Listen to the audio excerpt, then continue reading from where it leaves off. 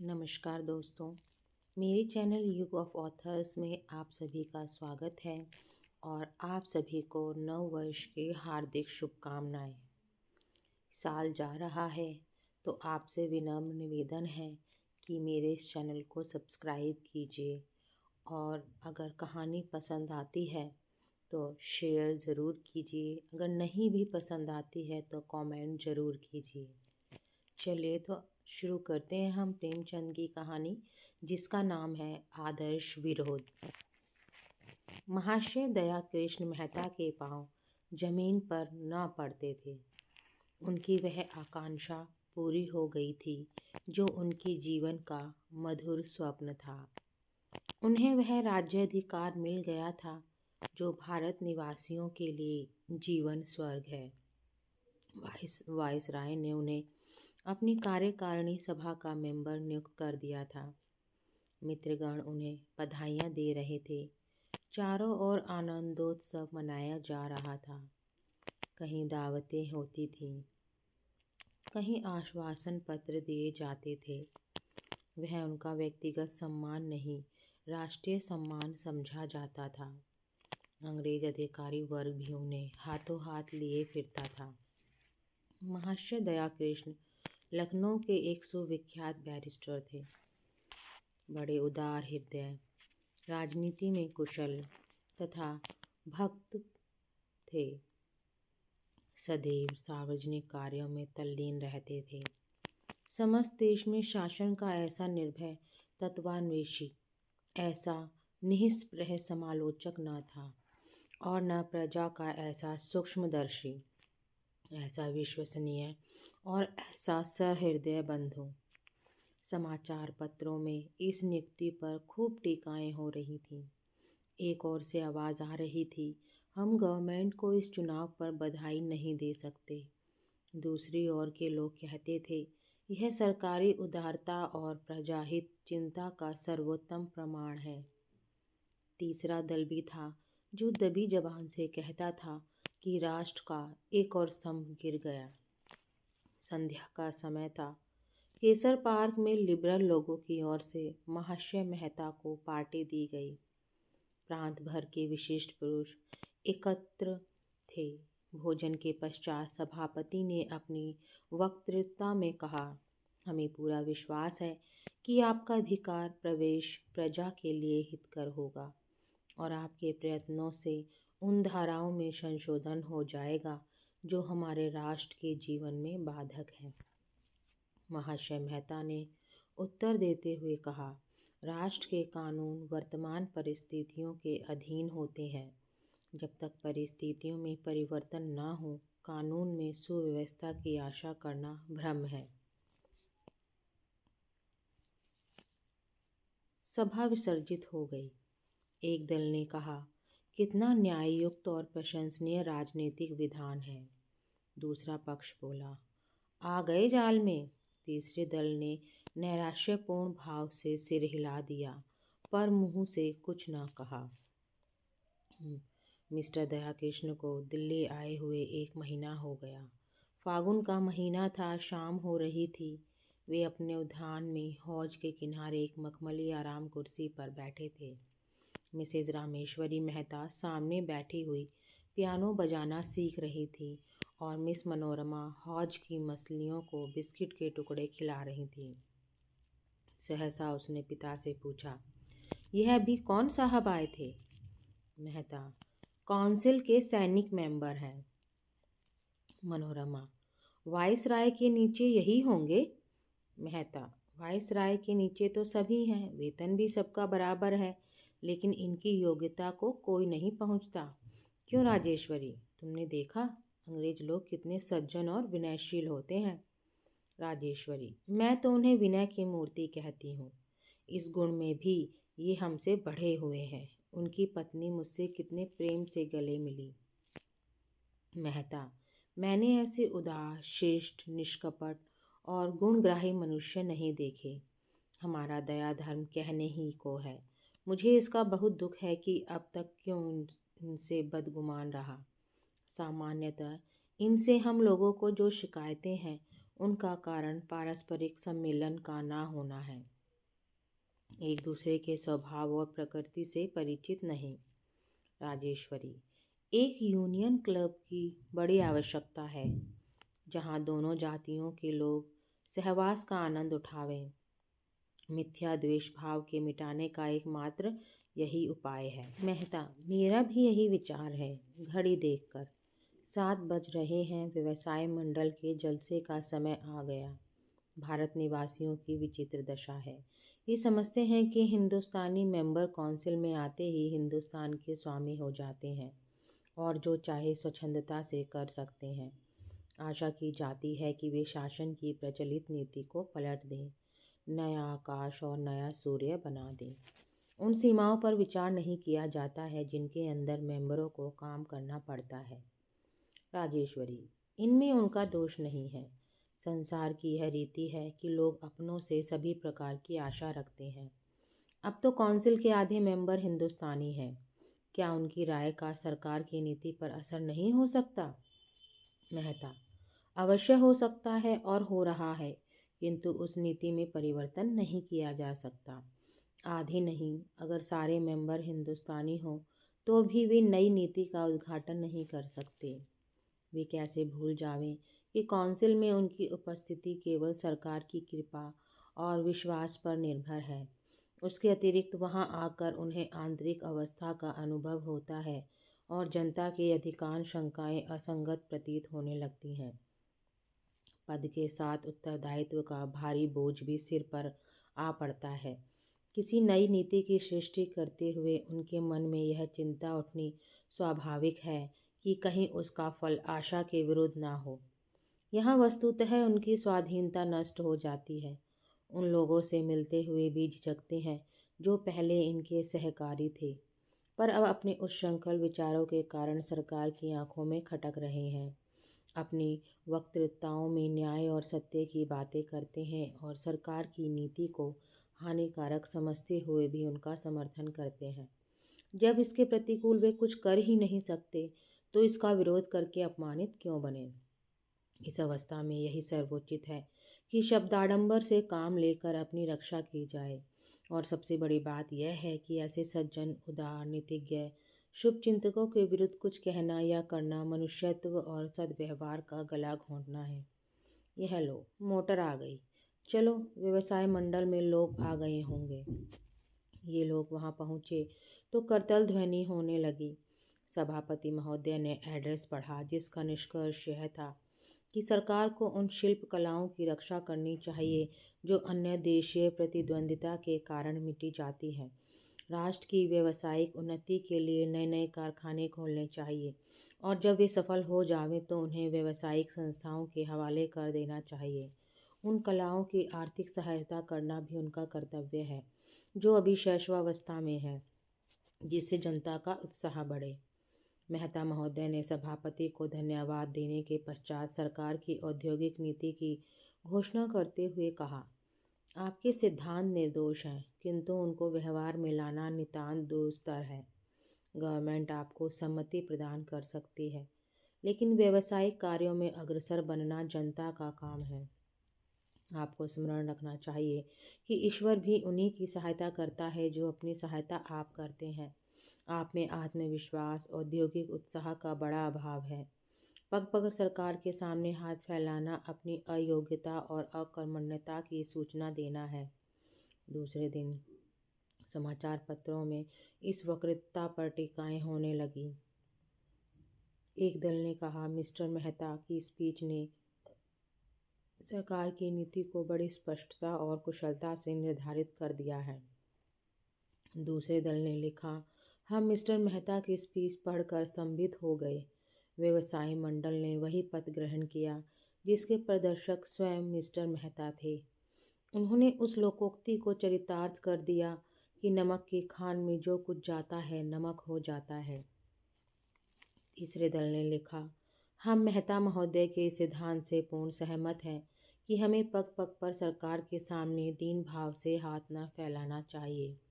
यह वक्तृता उन लोगों की आंखें खोल देगी जो कहते हैं कि हमें योग्यतम पुरुष को काउंसिल में भेजना चाहिए। व्यवसाय मंडल के सदस्यों पर दया आती है जो आत्मविश्वास का उपदेश ग्रहण करने के लिए कानपुर से दिल्ली गए थे। चैत का महीना था। शिमला आबाद हो चुका था। मेहता महाशय अपने पुस्तकालय में बैठे हुए पढ़ रहे थे कि राजेश्वरी ने आकर पूछा, ये कैसे पत्र हैं? मेहता, यह आय व्यय का मसविदा है। आगामी सप्ताह में कौंसिल में पेश होगा। उनकी कई मदें ऐसी हैं जिन पर मुझे पहले भी शंका थी और अब भी है। अब समझ में नहीं आता कि इस पर अनुमति कैसे दूं। यह देखो, 3 करोड़ रुपए उच्च कर्मचारियों की वेतन वृद्धि के लिए रखे गए हैं। यहाँ कर्मचारियों का वेतन पहले से ही बढ़ा हुआ है। इस वृद्धि की ज़रूरत ही नहीं, पर बात जबान पर कैसे लाऊं? जिन्हें इससे लाभ होगा वे सभी नित्य के मिलने वाले हैं। सैनिक व्यय में 20 करोड़ बढ़ गए हैं। जब हमारी सेनाएं अन्य देशों में भेजी जाती हैं तो विदित है कि हमारी आवश्यकता से अधिक है, लेकिन इस मद का विरोध करूं तो काउंसिल मुझ पर उंगलियां उठाने लगे।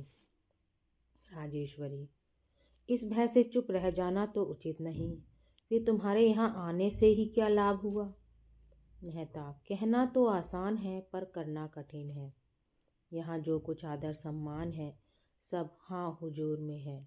वायसराय की निगाह जरा तिरछी हो जाए तो कोई पास ना फटके, नक्कू बन जाऊं। यह लो, राजा भद्रभाद्र सिंह जी आ गए। राजेश्वरी, शिवराजपुर कोई बड़ी रियासत है? मेहता, हाँ, 15 लाख वार्षिक से कम आय ना होगी और फिर स्वाधीन राज्य है। राजेश्वरी, राजा साहब मनोरमा की ओर बहुत आकर्षित हो रहे हैं। मनोरमा को भी उनसे प्रेम होता जान पड़ता है।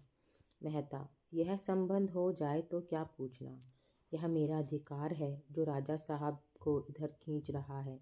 लखनऊ में ऐसे सुअवसर कहाँ थे। वह देखो, अर्थ सचिव मिस्टर काक आ गए। काक मेहता से हाथ मिलाते हुए, मिसेस मेहता, मैं आपके पहनावे पर आसक्त हूँ। खेद है हमारी लेडियाँ साड़ी नहीं पहनती। राजेश्वरी, मैं तो अब गाउन पहनना चाहती हूँ। काक, नहीं मिसेस मेहता, खुदा के वास्ते यह अनर्थ ना करना। मिस्टर मेहता, मैं आपके वास्ते एक बड़ी खुशखबरी लाया हूँ। आपके सुयोग्य पुत्र अभी आ रहे हैं या नहीं? महाराजा भिंद उन्हें अपना प्राइवेट सेक्रेटरी बनाना चाहते हैं। आप उन्हें आज ही सूचना दे दें। मेहता, मैं आपका बहुत अनुग्रहित हूँ। काक, तार दे दीजिए तो अच्छा हो। आपने काबुल की रिपोर्ट तो पढ़ी होगी। हिज मेजेस्टी अमीर हमसे संधि करने के लिए उत्सुक नहीं जान पड़ते। वे बोल्शेविकों की ओर झुके हुए हैं। अवस्था चिंताजनक है। मेहता, मैं तो ऐसा नहीं समझता।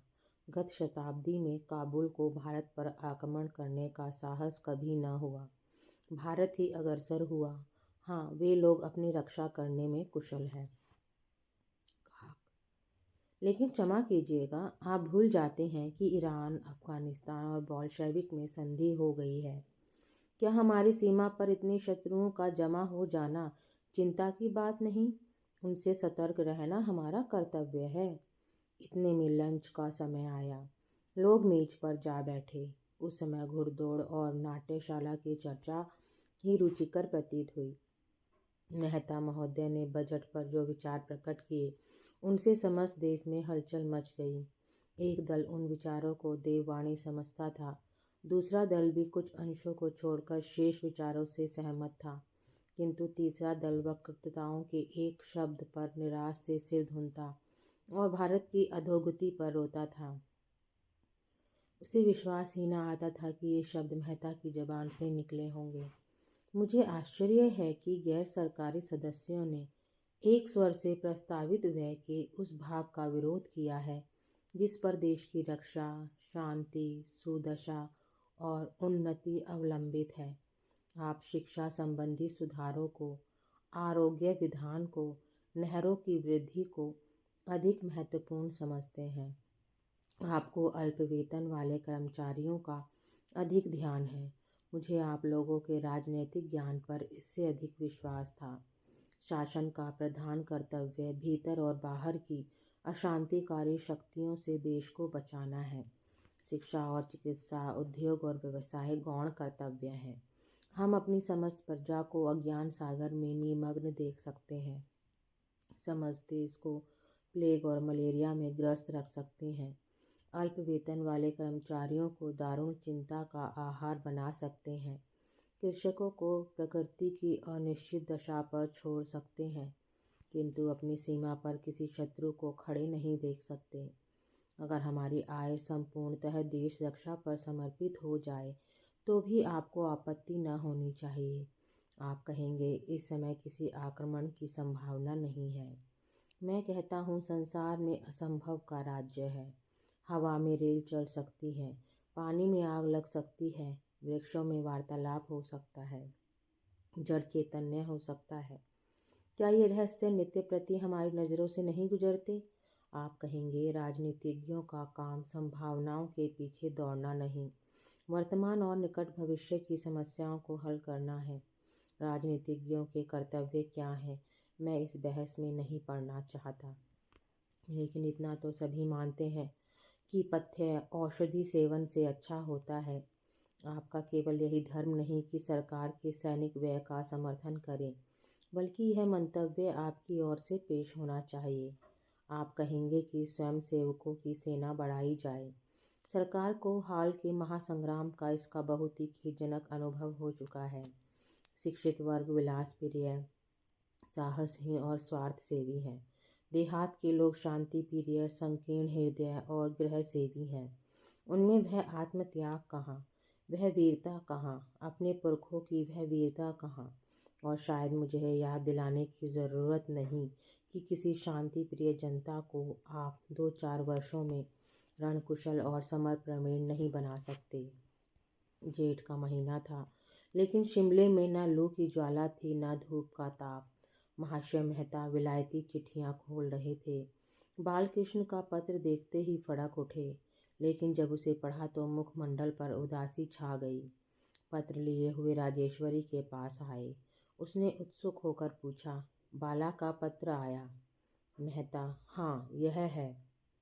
राजेश्वरी, कब आ रहे हैं? मेहता, आने जाने के विषय में कुछ नहीं लिखा, बस सारे पत्र में मेरे जाति द्रोह और दुर्गति का रोना है। उसकी दृष्टि में मैं जाति का शत्रु, धूर्त, स्वार्थान, दुरात्मा सब कुछ हूँ।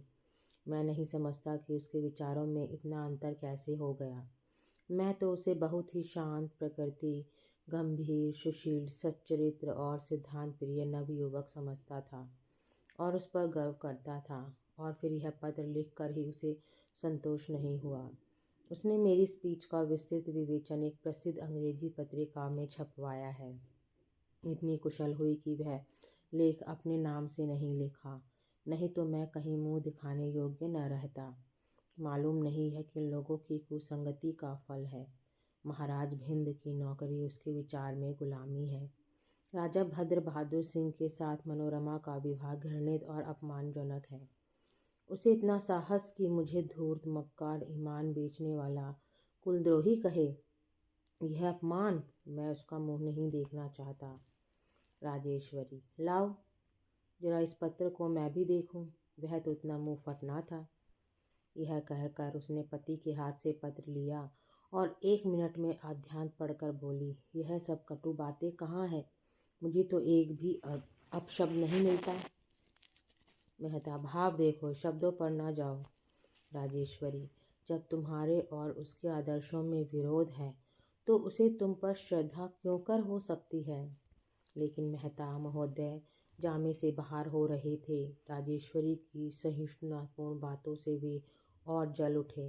दफ्तर में जाकर उसी क्रोध में पुत्र को पत्र लिखने लगे, जिसका एक एक शब्द छुरी और कटार से भी ज़्यादा तीखा था। उपयुक्त घटना के 2 सप्ताह पीछे मिस्टर मेहता ने विलायती डाक खोली तो बालकृष्ण का कोई पत्र न था। समझे मेरी चोटें काम कर गईं।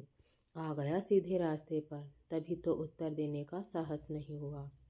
लंदन टाइम्स की चिट फाड़ी। इस पत्र को बड़े चाव से पढ़ा करते थे और तार की खबरें देखने लगे। सहसा उनके मुंह से एक आहा निकली। पत्र हाथ से छूटकर गिर पड़ा। पहला समाचार था, लंदन में भारतीय देशभक्तों का जमाव।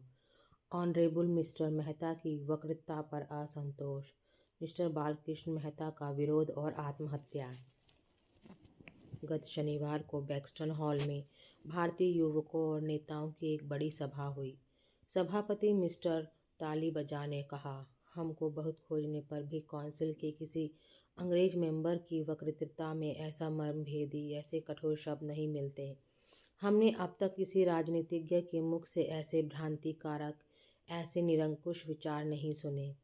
इस वक्तृता ने सिद्ध कर दिया कि भारत के उद्धार का कोई उपाय है तो वह स्वराज्य है, जिसका आशय है मन और वचन की पूर्ण स्वाधीनता, क्रमगत उन्नति। पर से यदि हमारा एतबार अब तक नहीं उठा तो अब उठ गया। हमारा रोग असाध्य हो गया है। अब चूर्णों और अवलेहों से अच्छा नहीं हो सकता। उससे निवृत्त होने के लिए हमें कायाकल्प की आवश्यकता है। ऊंचे राज्य पद हमें स्वाधीन नहीं बनाते, बल्कि हमारी आध्यात्मिक पराधीनता को और भी पुष्ट कर देते हैं। हमें विश्वास है कि ऑनरेबल मिस्टर मेहता ने जिन विचारों का प्रतिपादन किया है उन्हें वे अंतःकरण से मिथ्या समझते हैं, लेकिन सम्मान, लालसा, श्रेय, प्रेम और पदानुराग ने उन्हें अपने आत्मा का गला घोंटने पर बाध्य कर दिया है। किसी ने उच्च स्वर से कहा, यह मिथ्या दोषारोपण है। लोगों ने विस्मित होकर देखा तो मिस्टर बालकृष्ण अपनी जगह पर खड़े थे। क्रोध से उनका शरीर कांप रहा था। वे बोलना चाहते थे, लेकिन लोगों ने उन्हें घेर लिया और उनकी निंदा और अपमान करने लगे। सभापति ने बड़ी कठिनाई से लोगों को शांत किया, किंतु मिस्टर बालकृष्ण वहाँ से उठकर चले गए। दूसरे दिन जब मित्रगण बालकृष्ण से मिलने गए तो उनकी लाश फर्श पर पड़ी हुई थी। पिस्तौल की 2 गोलियां छाती से पार हो गई थीं। मेज पर उनकी डायरी खुली पड़ी थी। उस पर ये पंक्तियां लिखी हुई थीं। आज सभा में मेरा गर्व दलित हो गया। मैं ये अपमान नहीं सह सकता। मुझे अपने पूज्य पिता के प्रति ऐसे कितने ही निंदा सूचक दृश्य देखने पड़ेंगे। इस आदर्श विरोध का अंत ही कर देना अच्छा है। संभव है मेरा जीवन उनके निर्दिष्ट मार्ग में बाधक हो। ईश्वर मुझे बल प्रदान करे। तो दोस्तों, आप सबको ये कहानी कैसी लगी कमेंट बॉक्स में ज़रूर लिखना। धन्यवाद।